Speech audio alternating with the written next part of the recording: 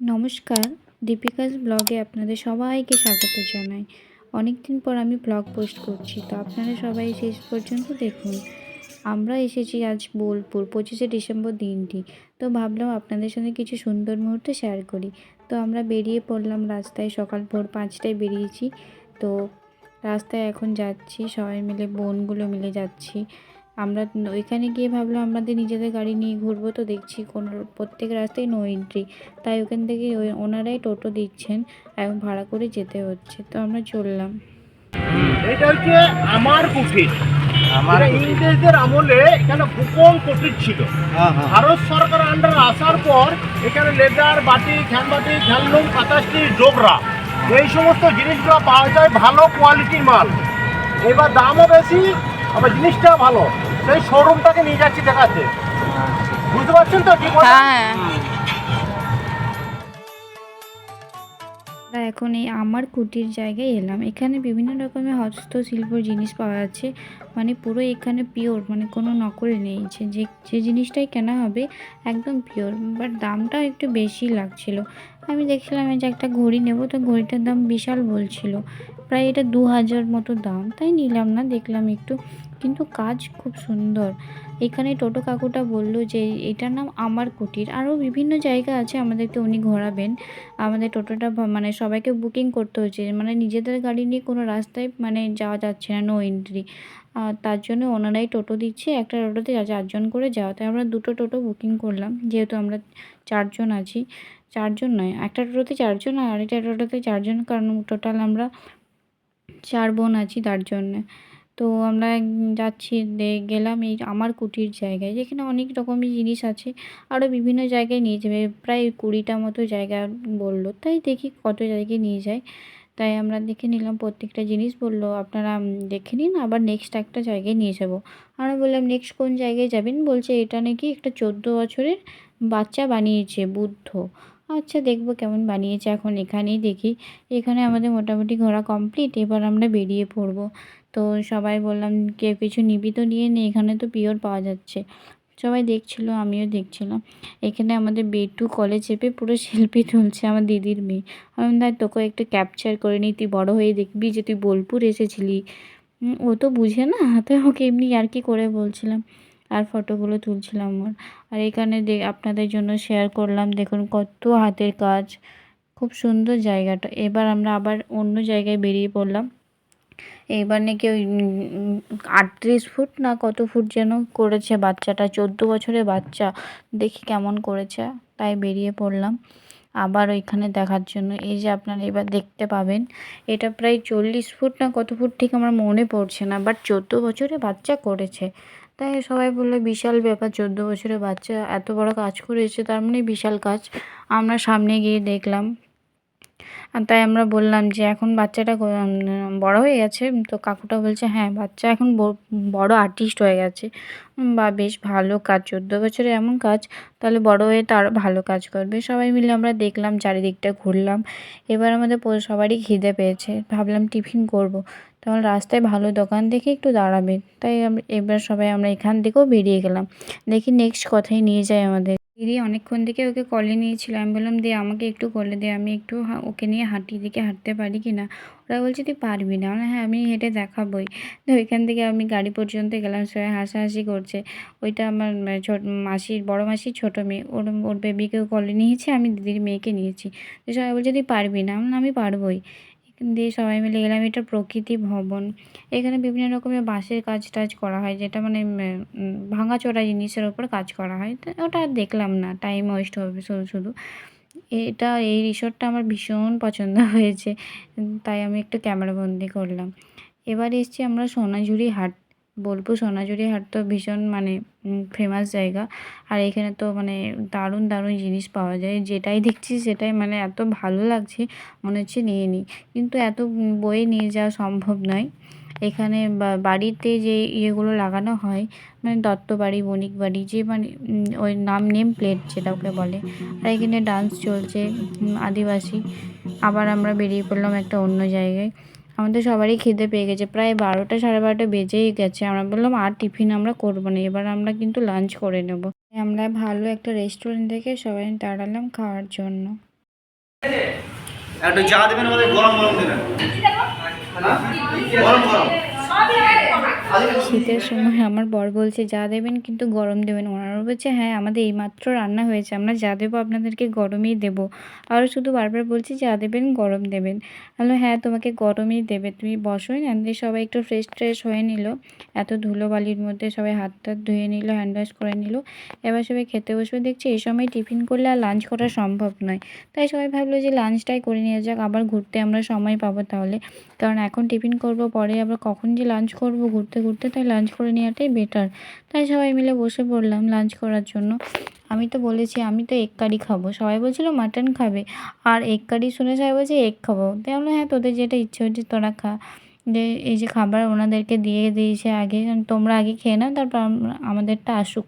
তো ওরা খাচ্ছে আর আমাদেরটা এখন এলো এইমাত্র। এটা ভেজ থালি, আর যে যেটা নিতে পারে। আমি তো বলেছিলাম এগ কারি নেবো, ওরা মাটন থালি বলছিলো, বাট আমার দেখে দেখে ওরা এগ কারিই খাচ্ছে। এখানে ডাবল এগ কারি, মানে একটা থালিতে ডবল এগ দেওয়া হচ্ছে। দিয়ে ওরা সবাই বলছে ডবল এগ কারি কেন, একটা এগ নেবো। আর তোরা যদি খেতে না পারিস তো আমাকে দিয়ে দিবি। তাও হাসাহাসি করছে সবাই। আমার এগ কারি ভীষণ পছন্দ। আমার রেস্টুরেন্টে না চিকেন খেতে ভালো লাগে না, এগ কারিটাই ঠিক আছে। সবাই মিলে খাচ্ছে, আমিও খেয়ে নিচ্ছি। আর এটা বেশ ভালো, কাঁসার থালায় খেতে ভীষণ ভালো লাগে। আর সবাই মিলে অনেক দিন পর দেখাও হয়েছে, কাঁসার থালায় খেতে বেশ ভালোও লাগছে। সবাই মিলে খাওয়া হয়ে গেছে, রান্না ভীষণ টেস্টি। আমার বর এই জিজুরা এত খেয়েছে, ওরা দুবার করে ভাত নিয়েছে। মানে সবারই ভীষণ পছন্দ হয়েছে রান্নাগুলো। আর দারুণ টেস্টি, পুরো বাঙালিয়ানা। আলু পোস্তটা ভীষণ ভালো হয়েছিলো। আমি আলু পোস্ত দুবার করে নিয়েছি, ভাতটা আমি একবারই নিলাম। সবাই মিলে খাচ্ছি, ভীষণ ভালো লাগছে খেতে। আর সকাল থেকে কিছু খাওয়া হয়নি তো, তাই খাবারটা খেতে ভীষণ ভালো লাগছে। মানে খিদেটা সবারই আছে, তাই সবাই খেয়ে নিলাম। এই যে এইটুকুই আমি শেষ করতে পেরেছি। এইদিকে সবাই ভালো খেয়েছে, বাট আমার থালিটা ভালো করে শেষ হয়নি। আমি এইটুকুই শেষ করতে পেরেছি। এখনও আমরা যে মন্দিরে এলাম সেই মন্দিরের মানে রহস্য হচ্ছে, এখানে মা সতী যখন আগুনে দেহত্যাগ করেছিল তখন যে কোমরের অংশটা বেঁচেছিল, বাবা মহাদেব এখানে কোমরের অংশটা রেখেছেন। তাই এখানে মা কঙ্কালীর মন্দির হয়েছে। মা সতীর যখন কোমরের অংশটুকু বেঁচে থাকে, বাবা শিব যখন এখানে কোমরের অংশটা রাখে, মাটি কিন্তু তার ভার নিতে পারেনি, তাই নারায়ণ তার ভার নিয়েছিলেন। আপনাদেরকে দেখাবো যে মা সতীর কোমরটুকু অংশ এখানে কোথায় আছে, আপনাদেরকে সেটাও দেখাবো।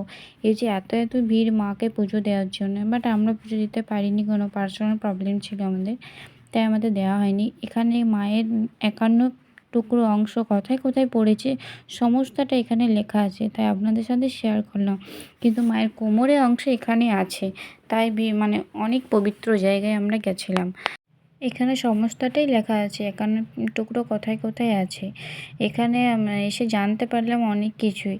মায়ের যে কোমরের অংশ আছে সেটা নাকি 12 বছর পর পর জল থেকে ওঠানো হয়, সেটা আবার মন্দিরে স্থাপিত করে আবার জলে রাখা হয়।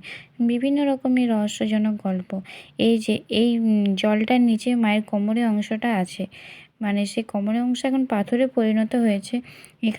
তাই এই পবিত্র নারায়ণী জলে সবাই মাথায় নিয়ে মাকে মনস্কামনা করে, অনেক স্বপ্ন পূরণের কথা বলে এবং ভালো থাকার কথাও জানান মাকে। মা সবারই কথা পূরণও করেন এবং ভালোও রাখেন সবাইকে, তাই এই জল সবাই মাথায় ছিটাচ্ছে। আমি এখানে দাঁড়িয়েছিলাম, আমার বর এসে আমাকে মাথায় জলটা দিল আর সবাই প্রণাম করলো মাকে।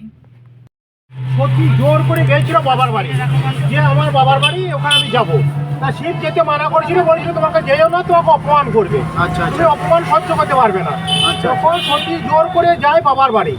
তা শিব ওনার জামাই, দক্ষ রাজার জামাই শিব গেল সতীকে, শিবকে নেমন্তন্ন করলো না, তাও সতী জোর করে গেল বাবার বাড়ি। যাওয়ার পর প্রচণ্ড সতীকে ওখানে অপমান করে। অপমান করার পর সতী ওখানে দেহ ত্যাগ করে। দেহ ত্যাগ করার পর ওখান থেকে শিব দেখতে পেল আমার সতী মারা গেছে, দেহ ত্যাগ করেছে।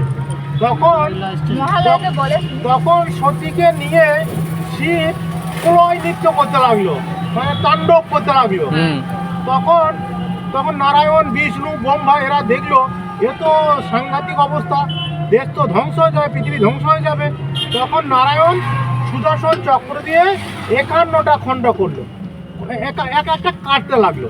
একটা কাটতে লাগার পর 51টা খণ্ড হলো। 51টা খণ্ড যে জায়গায় ভারতবর্ষের বিভিন্ন প্রান্তে, পাকিস্তানে, বাংলাদেশে, যেখানে যা যাওয়া যায়, যেখানে যা পড়লো 5টা পড়লো। তার মধ্যে আমাদের বীরভূমে 5টা পড়েছে। একটা হচ্ছে কঙ্কালীতলা, লাভপুরে ফুলরা, নলহাটিতে নলাটেশ্বরী, বক্রেশ্বরে বক্রেশ্বর, আর সাঁইথিয়ায় নন্দকেশ্বরী। এই জন্য বীরভূমকে বলা হয় শক্তিপীঠ। বীরভূমকে বলা হয় শক্তিপীঠ। আচ্ছা, যখন এই যে এক একটা খণ্ড এক এক জায়গায় পড়তে লাগলো, পড়তে লাগার পর এখানে কঙ্কালীতলায় যখন পড়লো, শিবের কাঁধে যে অংশটা আছে, হাত পা মাথা গলা এক এক জায়গায় এক একটা পড়ে গেল। কাঁধে যে অংশটা আছে সেই অংশটা লাস্ট আছে, সেই অংশটা লাস্টে এখানে কঙ্কালীতলায় পড়লো। কঙ্কালীতলা পড়ার পর প্রথমে মাটিতে পড়েছিল, মাটি এর ভার নিতে পারে নাই, তখন নারায়ণ ভার নিল, জলে পরিণত হয়ে গেল। ওই বস্তুটা জলে আছে, ওইটা 12 বছর পর তোলা হয়, প্রতিষ্ঠিত করে আবার মন্দিরে রাখা হয়। 12 বছর পর 12 বছর তোলা হয় ওই অংশটা যে এখনো পাওয়া যায়। হ্যাঁ, ওই অংশটা পাওয়া যাবে না, ওই অংশটা ওটা আসল অংশ। ওটা শিলাবস্তু পাথর পর্যন্ত হয়ে গেছে। পাথরও পরিণত পরে বললাম ওটা তুলে আবার মূর্তি করে আবার বুঝতে পারলেন ব্যাপারটা? এটা সবাই জানে না, সবাই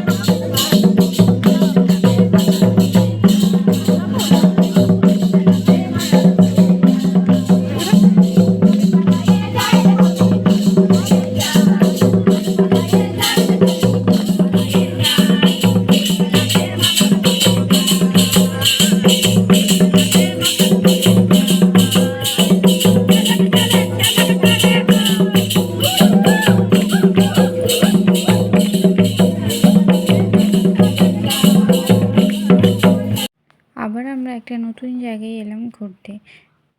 এখানে সবাই মানে মিউজিয়াম দেখতে চাইছে, বাট মেলার জন্য মিউজিয়াম বন্ধ। সবারই এটা আফসোস রয়ে গেল যে রবীন্দ্রনাথের মিউজিয়াম দেখতে পেলাম না। তাই যে মানে ফাঁকা ফাঁকা জায়গাগুলো সবাই ঘুরছে, বাইরের থেকে সবাই দেখছে যেটুকু দেখা যায়। বাইরেটা দেখে আমরা এবার এখান থেকে বেরিয়ে পড়লাম।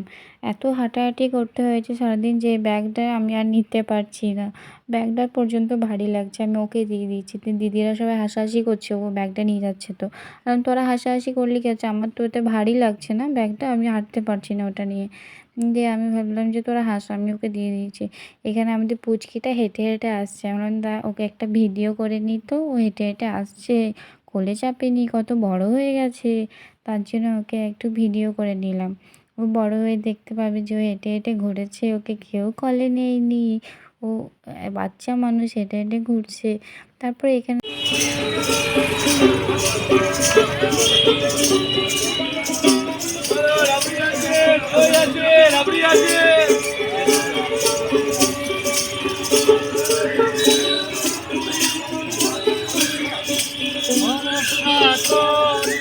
সেই সকাল থেকে আমরা ঘুরছি, একটু রেস্ট পাইনি। সে খেয়েছি তখনই জাস্ট একটু বসেছিলাম, আর রেস্ট পাইনি।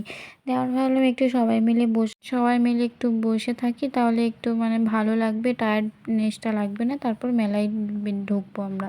তারপর একটু বসে নিলাম, তারপর এই মেলায় ঢুকলাম। মেলায় ঢুকেই ফার্স্টে কাঠের জিনিসগুলো বেশ সুন্দর লাগছে, কিন্তু ক্যারি করার মতো সময় নেই আমাদের কাছে, বা নিয়ে যাওয়ার মতো কোনো ব্যবস্থাপনা নেই, তাই নিতে পারলাম না।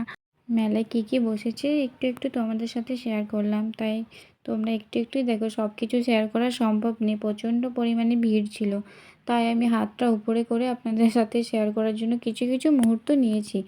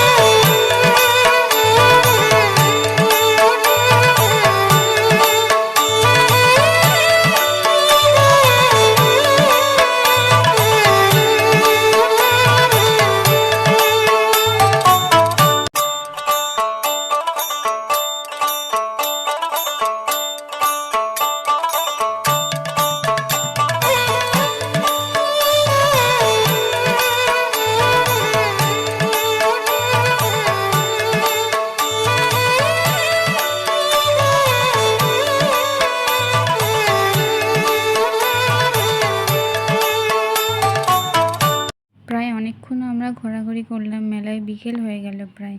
তো আমরা ভাবলাম এবার তো আমাদের কিছু স্ন্যাক্স খাওয়া দরকার। তো আমরা সামনে ফুচকা দেখতে পেয়েছি, দিয়ে আমরা ভাবলাম চলো ফুচকা খাওয়া যাক। কারণ খাবার খেয়েছি আমরা অনেকক্ষণ, আমাদের প্রচণ্ড পরিমাণে খিদে পেয়েছে। আর ফুচকাটাই বেটার মনে হলো, ফুচকাটা দেখে আর লোভ সামলাতে পারলাম না, তাই ফুচকাই খেয়ে নিলাম। ভীষণ ভালো টেস্ট হয়েছিল। বোলপুরের ফুচকা তো ভালো টেস্ট তো হবেই, আমাদের এখানের থেকে সত্যিই ভালো টেস্ট ছিল। তাই আমরা খেয়ে নিলাম ফুচকাটা। ফুচকা খেয়ে আমরা আবার একটু মেলা বেড়ালাম, তারপর বাড়ি ফিরেছিলাম। একটু কানের টানের দেখা বা বিভিন্ন রকমের যে যা পারছে সেটাই কিনছে। আমি একটু কানের দেখছিলাম, কানের।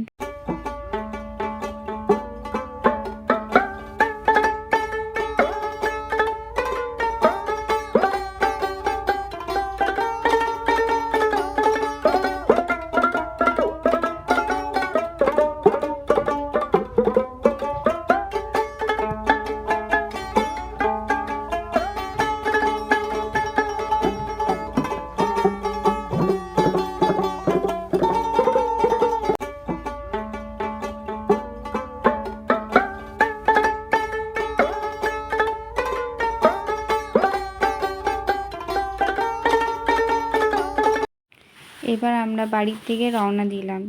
অনেকটাই সময় পেরিয়ে গেল, সারা দিনটা ভালোই কাটলো। তো এবার আমরা বেরিয়ে পড়লাম বাড়ির দিকে।